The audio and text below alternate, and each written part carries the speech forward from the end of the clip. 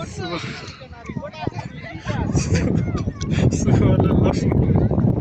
আল্লাহ আল্লাহ পাকের দরবারে লক্ষ কোটি শুকরিয়া। আজকে আমরা কাতার সাগর দেখার সৌভাগ্য হলো। কিছুদিন আগে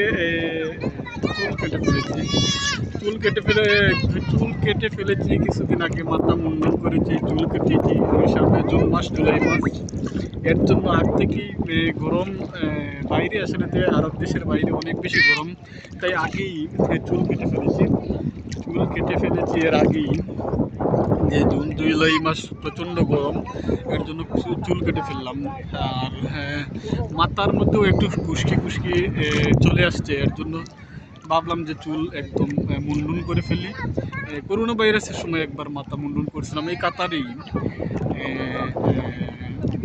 উঠে যায়, এই যে মাথায় অনেকগুলো চুল উঠে গেছে, মাত্র 5-6 দিন হয়েছে, উঠে গেছে, সমস্যা নাই আলহামদুলিল্লাহ। আর কয়েক বছর পর মাথা মুন্ডন করলে ভালোই লাগে।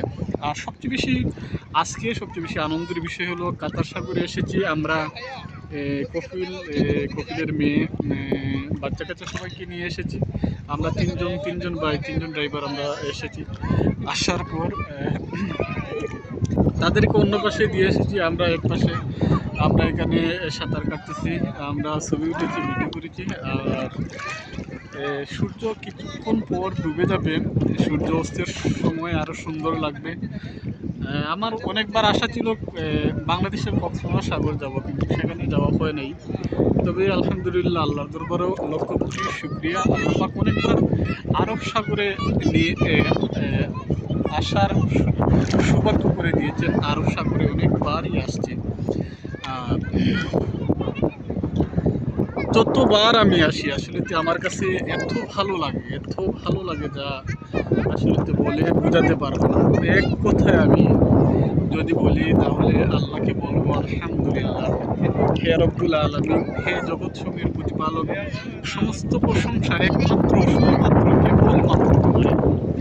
হে রব্বুল আলামিন, তুমি এত সুন্দর, পৃথিবীতে অসংখ্য অগণিত সৃষ্টি তুমি তৈরি করেছো রব্বুল আলামিন, যেগুলো আসলে জীবন চলে যাবে দেখতে দেখতে, কিন্তু সেই সমস্ত নিয়ামত দেখে শেষ করতে পারবো না। আল্লাহ তোমার দরবারে তোমার আলিশান তোমার দরবারে লক্ষ কোটি শুকরিয়া। আরেকটি প্রার্থনা রব্বুল আলামিন, এই সাগরে এসে তোমার কাছে করছি।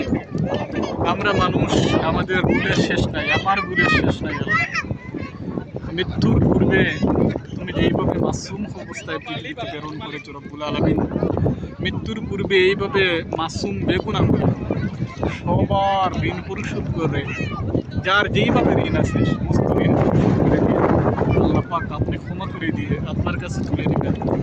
আর আমার আহাল পরিবার, যারা বাচ্চা কাচ্চা আহাল, আমার আহালের মধ্যে, পরিবারের মধ্যে যারাই আছেন, আমার সন্তান আম্মু মুসাইবা নওয়ার, আমার কলিজার টুকরা মেয়ে, আমার কলিজার টুকরা 3টি বাবি, খাদিজা জান্নাত, ফাতিমা জান্নাত, আফরিন জান্নাত, আল্লাহ পাক মাহবুব, তাদের ব্যাপারে আমার বিশাল সত্য।